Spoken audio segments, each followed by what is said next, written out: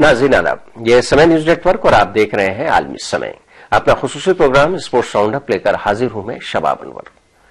World cup के दौरान जब हिंदुस्तान के और बांग्लादेश के दरमियान अंपायरिंग को लेकर जो तनाजा खड़ा हुआ था और जिस तरह से बांग्लादेश की टीम बाहर हुई थी और जो बयान आया था बांग्लादेश क्रिकेट बोर्ड के सरबराह का और उसके बाद वहां की वजीर आजम भी उसमें शामिल हो गई थी, तो इस कंट्रोवर्सी को लेकर ऐसा लग रहा था कि शायद हिंदुस्तान और बांग्लादेश के क्रिकेट के जो रिश्ते हैं वो खराब हो जाएंगे और मुस्तकबिल करीब में मुमकिन है कि बांग्लादेश और हिंदुस्तान के दरमियान सीरीज नहीं हो सके।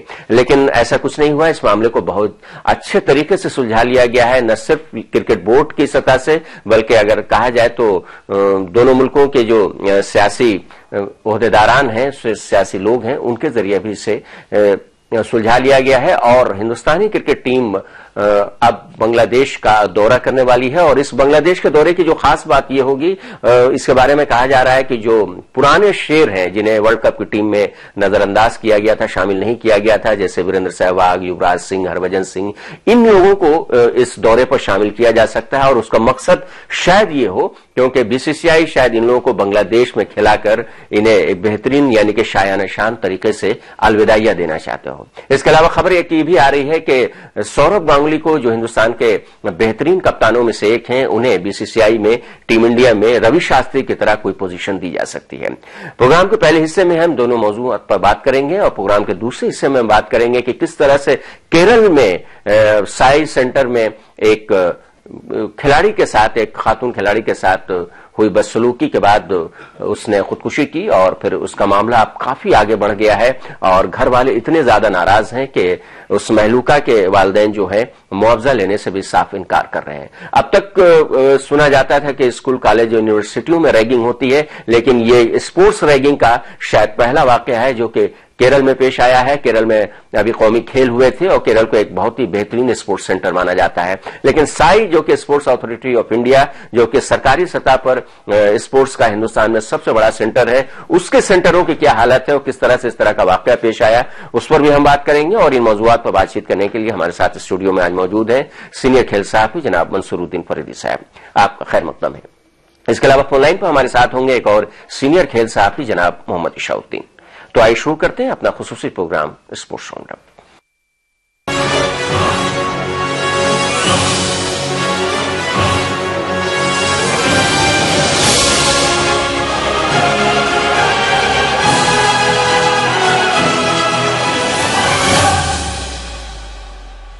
हिंदुस्तानी क्रिकेट टीम के आइंदा बांग्लादेश दौरे के लिए स्क्वाड का ऐलान यानी कि टीम का ऐलान 20 मई को किया जाएगा। हिंदुस्तानी टीम बांग्लादेश में 1 टेस्ट और 3 वनडे मैचों की सीरीज खेलेगी। सीरीज का जो वाहिद टेस्ट मैच होगा वो 10 से 14 जून के बीच खेला जाएगा, जबकि 18 से 24 जून के बीच 3 वनडे मैच खेले जाएंगे।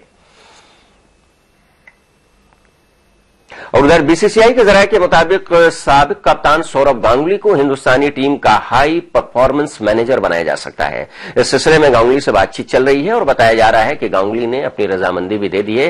हालांकि अभी तक बोर्ड या गांगुली की जानिब से इसकी बाकायदा तौर पर तस्दीक नहीं हुई है। तो टीम इंडिया का बांग्लादेश दौरा और जिस तरह से कहा जाए कि सौरभ गांगुली के बारे में जो बातचीत चल रही है और जगमोहन डालमिया का बीसीसीआई का सदर बनने के बाद इसकी उम्मीद भी नजर आ रही थी। मंसूरुद्दीन फरीदी साहब स्टूडियो में मौजूद हैं, उनसे बात करेंगे कि सबसे पहले बात बांग्लादेश दौरे की और जिसमें यह बताया जा रहा है कि किस तरह से मुमकिन है कि जब 20 मई को सिलेक्शन कमेटी बैठेगी बीसीसीआई की, तो वो हो सकता है कि वीरेंद्र सहवाग और फिर युवराज सिंह और हरभजन सिंह को भी शामिल किया जा सकता है। और इसका मकसद ये बताया जा रहा है कि इन लोगों को बांग्लादेश का सीरीज खिलाकर इन्हें शायान शान तरीके से अलविदाइया दिया जाएगा।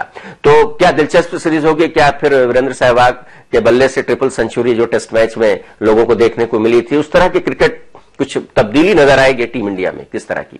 शबाब साहब देखिए, यहाँ पर मेन जो बात है वो ये है कि इंडिया की कौन सी टीम दौरे पे जाती है, ए टीम या बी टीम। बी टीम इसलिए कह रहे हैं कि आप जिन 4 खिलाड़ियों का नाम ले रहे हैं वो ऑलरेडी 2011 वर्ल्ड कप के हीरो थे और उसके बाद पिछले वर्ल्ड कप में वो दावेदार थे, लेकिन उनको शामिल नहीं किया गया था क्योंकि उनकी उम्र और परफॉर्मेंस दोनों उनके खिलाफ जा रही थी। लेकिन इस मरतबा इन 4 खिलाड़ियों को दोबारा लाना और उनको रिटायरमेंट के लिए एक बाइज्जत प्लेटफॉर्म देना, उसके पीछे एक खास मकसद शायद ये है कि हमारे टीम के सीनियर खिलाड़ी जो हैं वो इस वक्त बांग्लादेश के दौरे पर जाने के फेवर में नहीं है। तो एक ये बहुत बड़ी चीज है कि हो सकता है उसकी पर्दापोशी के लिए उन्होंने ये एंगल निकाल लिया उसका।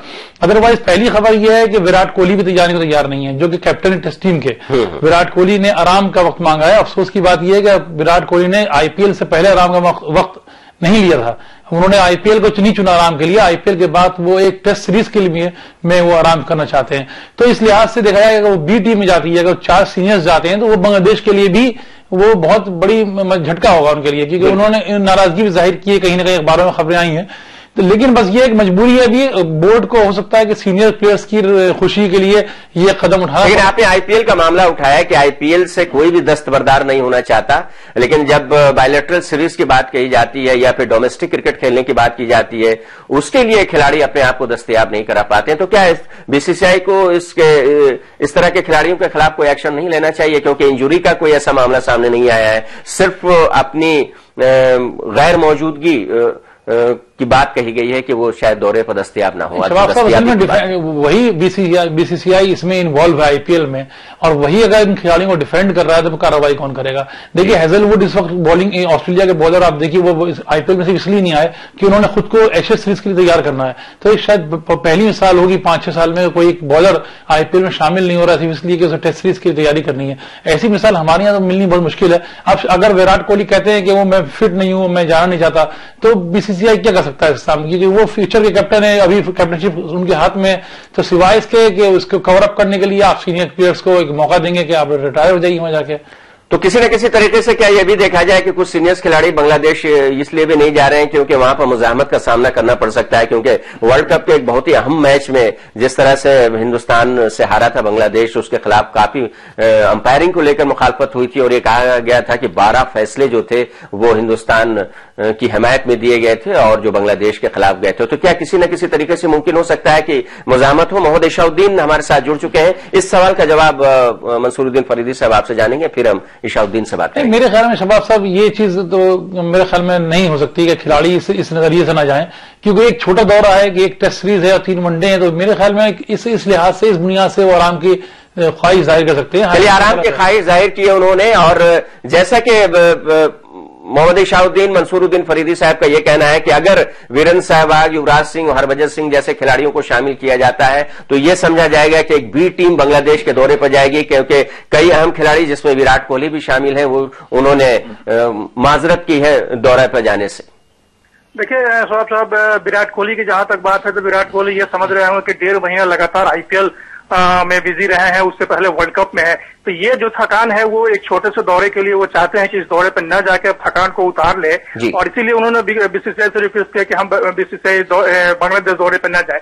एक तो ये बात है। दूसरी बात, अगर सहवाग और युवराज ये 4 सीनियर खिलाड़ी अगर आ जाते हैं भारतीय टीम में तो इसे बी टीम तो हम नहीं कहेंगे, क्योंकि अगर कोई सीनियर खिलाड़ी आ जाता है तो उसे भारत की टीम में रखना और उसको बी टीम कहना ये हमारे हिसाब से सही नहीं है। दूसरी बात, अभी ये सिर्फ बातें सामने निकल कर आई है, ऐसा कहीं से नहीं लग रहा है हमें कि इन 4 खिलाड़ियों या किसी भी सीनियर खिलाड़ी को जो है जिसका आपने नाम लिया वो टीम में शामिल किए ही जाएंगे, क्योंकि बांग्लादेश एक ऐसी टीम है जिस पर बहुत ज्यादा दांव भारत का नहीं लगा हुआ है। भारत को बहुत ज्यादा वहां चुनौती लेने की जरूरत भी नहीं है बांग्लादेश से। पाकिस्तान से भले बांग्लादेश से वनडे सीरीज T20 जीत जाए तो इसका मतलब ये नहीं कि बांग्लादेश की टीम बहुत कमजोर, बहुत मजबूत हो गई हो। तो भारत को वहां हमारे जो दूसरे सेकेंड लाइनअप है उसको भी हम ले जाकर के बांग्लादेश को अच्छी चुनौती दे सकते हैं। तो हमें नहीं लगता कि सीनियर खिलाड़ियों को बीसीसीआई को ले जाने की जरूरत पड़ेगी बांग्लादेश में। और विराट कोहली अगर आराम मांगते हैं तो अच्छी बात है। बोर्ड इससे पहले भी धोनी को आराम देते रहे हैं तो विराट कोहली को भी आराम देना चाहिए। अच्छा इशाउद्दीन, एक और नया ओहदा टीम इंडिया में हाई परफॉर्मेंस मैनेजर का ओहदा मिल सकता है सौरभ गांगुली की। इसकी उम्मीद उसी वक्त थी कि कुछ ना कुछ मिलेगा जैसे जगमोहन डालमिया बीसीसीआई के चेयरमैन बने थे। तो क्या रोल होगा हाई परफॉर्मेंस मैनेजर का? देखिए, इसमें कुछ रोल नहीं है। जैसे अगर हॉकी इंडिया में इस तरह की बात करें तो वहां एक बात समझ में आती है, क्योंकि वहां जो है high performance manager, chief high performance manager के अलावा जो है 4 हाई परफॉर्मेंस मैनेजर अलग अलग जोन्स के लिए हैं, और जहां प्रतिभा खोजने की बात है। क्रिकेट में तो सीधा सीधा सब कुछ सामने बिल्कुल ट्रांसपेरेंट है, हर कुछ सब लोग समझ रहा है कि किसमें से कहां से प्रतिभा आएगी, रणजी ट्रॉफी से निकलेगी, आईपीएल से निकलेगी या डोमेस्टिक क्रिकेट के किसी और दूसरे टूर्नामेंट से निकलेगी। तो हाई परफॉर्मेंस मैनेजर अगर इंडिया टीम के लिए आप बनाते हैं, क्योंकि ये एक ऐसा चीज है जो कि इंडिया टीम और डोमेस्टिक स्ट्रक्चर दोनों से मिला करके बनाया जाता है और तब उससे खिलाड़ियों को टैलेंट निकालने की बात की जाती है। जहां तक हाई परफॉर्मेंस मैनेजर की बात है, जो रवि शास्त्री टीम के डायरेक्टर थे, अगर वही कुछ उसी तरह के लाइनअप पे बोर्ड चाहता है तो हमें लगता है कि शायद वो नाम चेंज करना चाहते हैं और डालमिया चाहते हैं कि गांगुली को किसी न किसी रूप में टीम इंडिया से जोड़ा जाए। टीम इंडिया से जोड़ने के आप हमारे साथ रहिएगा मंसूरुद्दीन फरीदी साहब। ये तो सबको मालूम था कि जगमोहन डालमिया जब बीसीसीआई के सदर बनेंगे तो सौरव गांगुली, और सौरव गांगुली इसके हकदार भी हैं, उन्होंने टीम इंडिया के लिए बहुत कुछ किया, बेहतरीन बहुत ही एग्रेसिव कैप्टन भी रहे। ये नया जो टर्म लाया गया है हाई परफॉर्मेंस मैनेजर का, जिसकी इस्तेलाह भी पेश की शाहुद्दीन साहब ने, आपको क्या लगता है क्या रोल हो सकता है इसमें? या फिर जैसा कि शाहुद्दीन कह रहे हैं कि किसी न किसी तरीके से टीम इंडिया से जोड़ने की कोशिश की जा रही है? नहीं, देखिए इसमें शबाब साहब बिल्कुल साफ सी बात है कि रवि शास्त्री को अचानक हटाना ये शायद मुश्किल है इस वक्त ना। तो इस वक्त उनको मैं सौरव गांगुली को एक नए रोल में उनके पैरेलल लाइक खड़ा कर दिया जाएगा उनको, क्योंकि ये आहिस्ता तो दोनों का किरदार आपस में मुतसादिम ना हो जाए, इस बात का भी डर लगता है। एक मोटिवेशन के लिए, एक बूस्टअप करने के लिए प्लेयर्स के लिए, क्योंकि देखिए जो अभी हमारी ट्रेन चल रही है, हमारी जो टीम है, वो जो टीम चल रही है जिस पटरी के ऊपर, वो पटरी सौरव गांगुली की बिछाई हुई है। तो इसमें तो कोई शक नहीं कि सौरव के आने से बहुत हेल्प मिलेगी, प्लेयर्स को भी बहुत हौसला बढ़ेगा उनका, वो लीड कर सकते हैं अच्छे तरीके से। लेकिन ये कह सकते हैं जगमोहन डालमिया बड़ी खूबसूरती के साथ रवि शास्त्री के लिए मुश्किल पैदा करेंगे, या उनको आहिस्ता से इनको अभी पोस्ट से हटने के लिए, डायरेक्टर की पोस्ट स्क्रैप करने के लिए मजबूर कर सकते हैं। और रवि शास्त्री की जगह खाली करने का एक खूबसूरत तरीका है, और यह भी मालूम है कि रवि शास्त्री जाहिर सी बात है श्रीनिवासन साहब के बहुत करीबी रहे थे, तो क्या माना जाए कि शाहुद्दीन के जैसे ही एंट्री होगी सौरव गांगुली की तो रवि शास्त्री फिर कमेंटेटर बॉक्स में वापस चले जाएंगे? इसकी संभावना तो है, लेकिन अभी एक दूसरी बात भी, एक पहलू जिस पर हम सोच रहे हैं स्वाब, तो ये कि अभी कुछ दिन पहले ये बात आई थी कि एक जो है भारतीय टीम का एक कोच बनाया जा सकता है सौरव गांगुली को और या राहुल द्रविड़ को, और इन दोनों के नाम को जब सामने आई थी मीडिया में, तो कपिल देव ने बड़ा पुरजोर विरोध किया था इन दोनों के नाम पर कि कभी ये लोग जो है देसी कोच के विरोधी हुआ करते थे, विदेशी कोच के जो है पक्षधर हुआ करते थे। तो जब कपिल देव ने आलोचना किया तो जगमोहन डालमिया या बीसीसीआई के ओहदेकार ये समझ रहे होंगे कि अब तो कोच के नाम पर सौरव गांगुली या द्रविड़ के नाम पे जो है विरोध होना शुरू हो गया।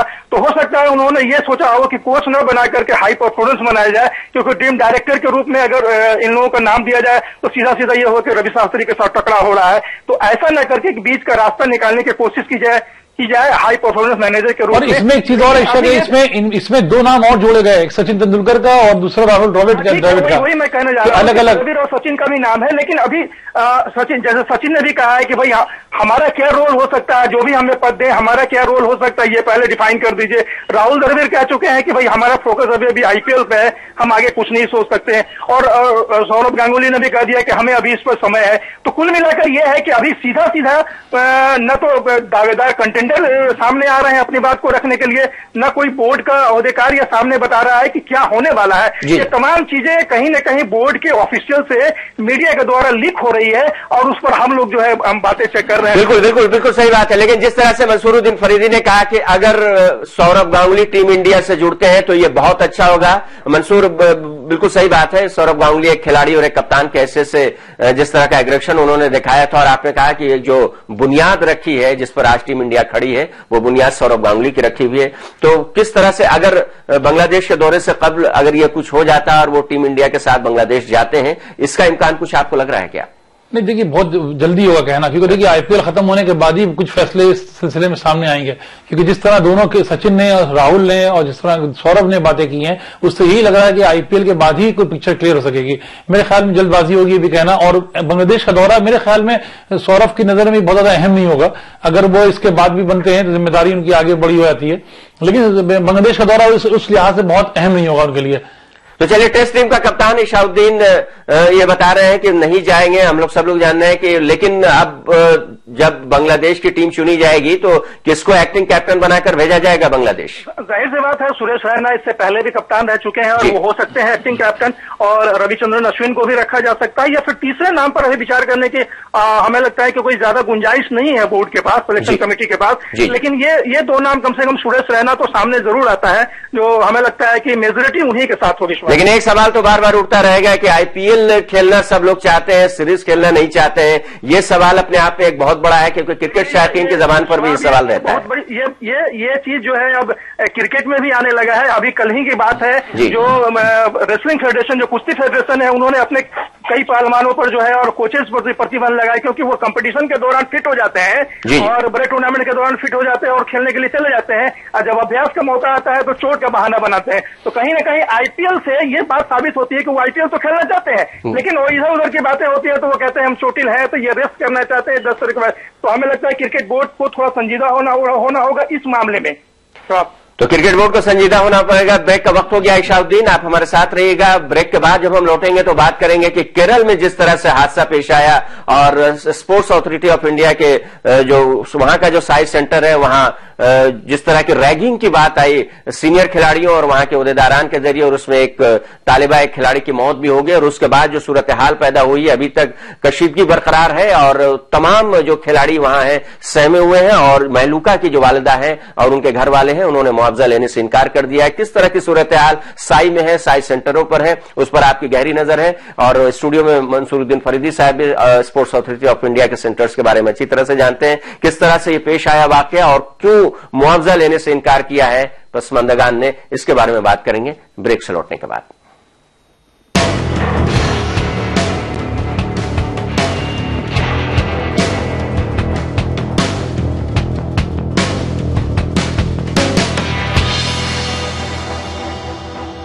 किंग आयुर्वेदिक तेल जो बना है 16 खास आयुर्वेदिक तत्वों से, रखे मेरे बालों का ख्याल और बाल रहे लंबे, काले और घने। Kesh King, the king of hair oil. Hindustan की शान, उर्दू का तर्ज बयान, समाज का आईना, हालात का तर्जुमान, आपके मसाइल आपकी जबान, खबरों की समझ, इंसाफ का कारवां, आलमी समय, सच की पहचान। अगर 430 सभा कर रहे हैं नरेंद्र मोदी, तो जाहिर सी बात है वो दिन भर में 4 बार दिखेंगे। मुसलमान पिछड़ा हुआ है तो मुसलमान को रिजर्वेशन देकर उसको आगे लाइए। 4-4, 5-5 मिनिस्ट्रीज आपने एक आदमी को दे रखी। बाहर का विदेशी आकर के जम्मू कश्मीर का नागरिक शादी करके बन सकता है। कोई महिला यदि वहाँ की यदि बाहर कर लेती है तो उसकी सिटीजनशिप भी खत्म हो जाए। मुल्क मिल्लत के मसाइल का अंबार, कौन है इनका जिम्मेदार? सियासी लीडरों के ख्यालात और दानिश्वरों के इफ्कार। देखिए सैयद फैसल अली के साथ खुली बहस हर शनिचर की रात 8 बजे और एतवार की दोपहर 2 बजे, सिर्फ आलमी समय पर। दुनिया बन गई है ग्लोबल शहर, तो जानिए हर मुल्क की अहम खबर। हलचल पड़ोसी मुल्क की या 7 समंदर पार की, हालात मुस्लिम ममालिक के या करवट आलमी बाजार की। देखिए आईने आलम रोजाना रात 9 बजे, सिर्फ आलमी समय पर। समय परिवर्तन है, समय संजीवनी है, समय मनुष्य है, वर्तमान है, भविष्य है, मासूम ममता की मीठी सी झपकी है। समय सभी का है, समय तुम्हारा है, हम समय, ये समय हमारा है। रहिए समय के साथ।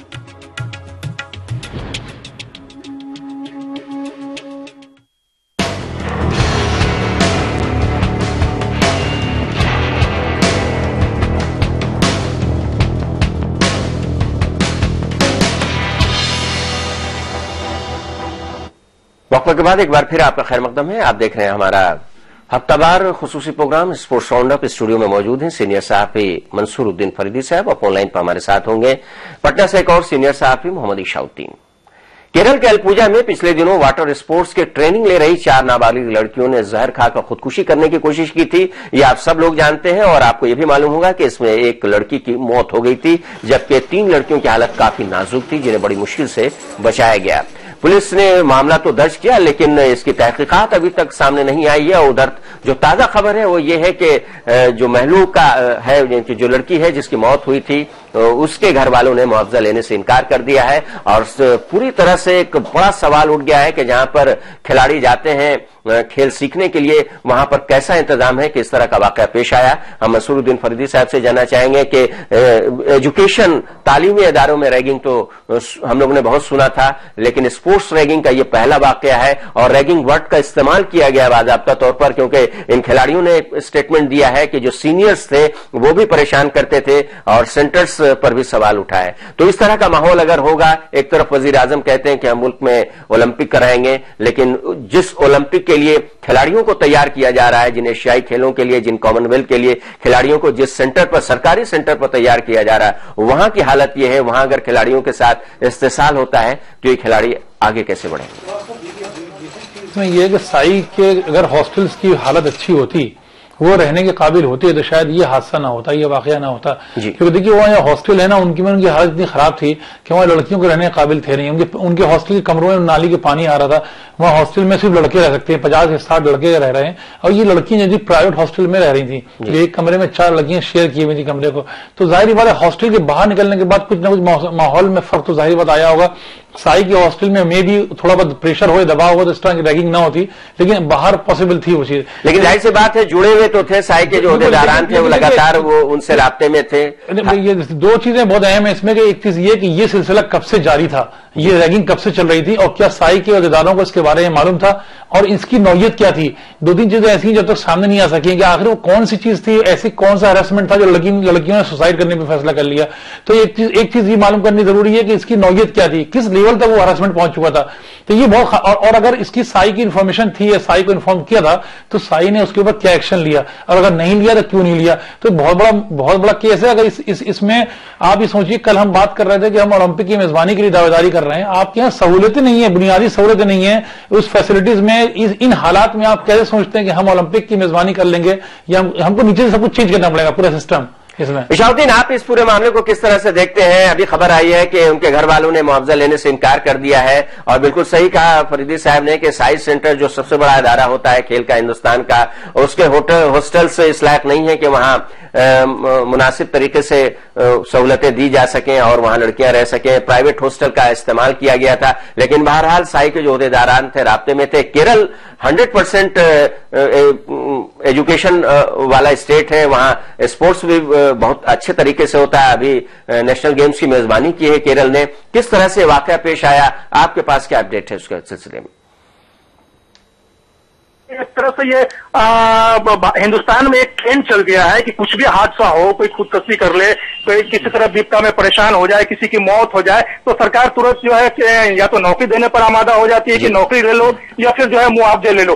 तो लड़की के मां ने जो नौकरी से इनकार कर दिया है, मुआवजा से इनकार कर दिया है, बहुत बड़ी बात उन्होंने की है और बहुत बड़ा चैलेंज दिया है सरकार को और जो भी प्रशासन से जुड़े लोग हैं, चाहे वो खेल से हो या जनरल से, कि भाई आप जो है सिस्टम को सुधारिए, अब ये ट्रेंड बदलिए और ये तरीका बदलिए कि आप किसी को नौकरी देकर के या किसी को मुआवजा देकर के अपनी जो है जिम्मेदारी से भाग करके और छुटकारा पाना चाहते हैं, इसको आप बंद कीजिए। और उनकी मां ने ये बिल्कुल सही काम किया है और हमें लगता है कि अब जो है सरकार को या जो भी इससे जुड़े हुए लोग हैं उन तमाम लोगों को ये जरूरी है कि सिस्टम ठीक किया जाए ताकि रैगिंग ना हो या सुविधाएं बढ़े या उसकी मॉनिटरिंग की जाए ढंग से, तब जाकर के कुछ माहौल सुधर सकता है। शवाब जी बिल्कुल सही कहा आपने। 4 लड़कियां थी, चारों परेशान थी, तैयारी कर रही थी स्पोर्ट्स की, लेकिन उन्हें तरह तरह से ये कहा जाए कि परेशान किया जा रहा था और उसमें से एक चारों ने बल्कि जहर खाकर खुदकुशी की कोशिश की, जिसमें एक की मौत भी हो गई। मंसूरुद्दीन फरीदी साहब, हमारे यहाँ खातीन खेलों के मैदान में काफी तेजी से आगे बढ़ रही, कई बड़े ऐसे नाम हैं जो गिनाए जा सकते हैं, बल्कि कहा जाए कि मेन इवेंट्स में अगर हम देखा जाए तो खातीन ही खिलाड़ी सबसे आगे हैं, चाहे साइना नेहवाल हो या सानिया मिर्जा हो, और उन्हीं के कदम पर चलने की कोशिश कर रही है ये नौजवान खातून खिलाड़ी। लेकिन उनका जब उनके साथ इस तरह का वाकया पेश आता है तो जाहिर सी बात है हौसले पस्त हो जाते हैं। और दूसरी चीज अपने मुल्क में हम ये भी देखते हैं कि ससुराल वाले जो हैं, यानी कि लड़की की शादी के बाद जो भी कई खिलाड़ियों को हमने देखा है कि शादी के बाद वो खेल जारी नहीं रख पाती हैं। इस तरह का एक बहुत बड़ा मसला है। कई खिलाड़ियों ने हम लोगों से शिकायत की थी कि हम कुछ नहीं कर पाते, हम खेलना चाहते हैं। कबड्डी की कई खिलाड़ी थी, कई एथलीट्स थी, घर ससुराल वालों ने मना कर दिया। तो इस तरह का माहौल अगर होगा तो फिर कैसे बड़े खिलाड़ी बन सकती हैं। और फिर साई सेंटर जो कि गवर्नमेंट ऑफ इंडिया का इदारा है, अगर खेल के हिसाब से देखा जाए जगह जगह सेंटर्स खुले हुए हैं, वहां इस तरह का वाकया अगर पेश आता है, चाहे थोड़ी सी बाहर दूर की बात की जाए, तो फिर किस तरह से खवातीन अपने आप को जो खिलाड़ी हैं महसूस करें। शबाब साहब देखिए, इसी इन लड़कियों के ही आप देख लीजिए कि सिर्फ 14-15 साल की उम्र में ये अपने घर से बाहर निकल के हॉस्टल में रह रही हैं। अपने स्पोर्ट्स में अपना करियर बनाने के लिए वो घर से दूर हैं, सिर्फ 14-15 साल की उम्र में। इस पे भी मामला उठा है कि साई को इस एज लिमिट को थोड़ा ऊपर करना चाहिए, क्योंकि देखिए बच्चों ने जो कदम उठाया था थोड़ा सा उसमें उनकी जहनी पुख्तगी कम थी, तो इसलिए बहुत जल्दी स्टेप ले लिया। तो मेरे ख्याल में कोई लड़की बड़ी होती तो शायद ये कहीं शिकायत का लेवल कहीं और होता, ये कुछ और एक्शन ले सकते थे। दूसरी बात यह कि जहां लड़कियों के स्ट्रगल की बात कर रहे हैं आप, देखिए वो तो हकीकत है, वो कहीं ना कहीं इस कल्चर का या समाज का हिस्सा है। जो आप शादी के बाद की बात कर रहे हैं, इस पर बहुत मुश्किल होती है। अगर लड़की की शादी किसी खिलाड़ी से हुई है तो वो तो खैर खेल सकती है, लेकिन दूसरी सूरत में पाबंदियां होती हैं, वो तो एक समाजी एंगल है। लेकिन जहां तक स्ट्रगल की बात है लड़कियों की खेल के मैदान में, देखिए चारों लड़कियों ने जहर खाया, लेकिन इनकी स्ट्रगल 14 साल की उम्र से शुरू हुई थी खेल के लिए, लेकिन अंजाम ये हुआ ये खुदकुशी या खुदकुशी बहुत ही मजबूरी में कोई करता है। शाहुद्दीन, साई सेंटर की क्या हालत है पूरे मुल्क में बहुत अच्छी तरह आप जानते हैं। व्हाइट एलिफेंट कहा जाता है Sai sports authority of India को। किस तरह से सुधार लाने की जरूरत है ताकि वहां जो खिलाड़ी उसके हॉस्टल्स में जाते हैं उन्हें पूरी तरह से हिफाजत मिल सके और उनका हौसला बढ़ सके। देखिए शौक, सबसे बड़ी बात है कि चारों लड़कियों ने जो है अपने घर में इस बात की शिकायत की थी और साई के प्रशासकों से भी कहा था कि भाई उनके साथ जो है परेशानी हो रही है, लोग परेशान कर रहे हैं। लेकिन जो है ऑफिशियल जो है और साई के उन अधिकारियों ने उन पर ध्यान नहीं दिया। और इस बात की बहुत ही जरूरत है हर जगह कि उन अन्य अधिकारियों पर भी मॉनिटरिंग की जाए। जिस तरह लड़कों पे आप मॉनिटरिंग करते हैं, उनकी देखरेख करते हैं, तो उनको उस टैलेंट को आगे ले जाने के लिए ऐसी कोई चीजें ना हो किसी भी सेंटर पे जिससे कि वो परेशान हो जाए या खेल से हटकर दूसरी चीजों पर उनका ध्यान चला जाए। तो इससे बचने की जरूरत है और ऐसे चीजें साइंस को भी लानी चाहिए। अब अपनी स्कीम में इस चीज को शामिल करना चाहिए कि उन पर भी ध्यान दिया जाए और उनके अधिकारियों पर भी ध्यान दिया जाए, तभी जाकर के कुछ हो सकता है। वरना इस तरह के हाथ से किसी न किसी तरह से कभी सामने आ सकता है। और अभी भी इस घटना के बावजूद इंडिया के कई साइंस सेंटर्स में जो है इस तरह की बातें हो रही हैं। ये अलग बात है कि सामने नहीं आ पा रहा है, लेकिन जब कोई हादसा होगा तो फिर जो है सारे साई के अधिकारी या सरकार के लोग जो है सजग होंगे, देखने के यानी खिलाड़ियों का इस्तेसाल लगातार जारी है। और आपने सुना मंसूर साहब की किस तरह से शाहुद्दीन बता रहे हैं कि बार बार शिकायत की गई थी ऑफिशियल से कि हमें परेशान किया जा रहा है। नाबालिग लड़कियां थी, सब बहुत ज्यादा पुख्तगी आपने खुद कहा कि जहन में नहीं थी, वरना इसकी शिकायत और आला सतह पर कर सकती थी, वो पुलिस में जा सकती थी।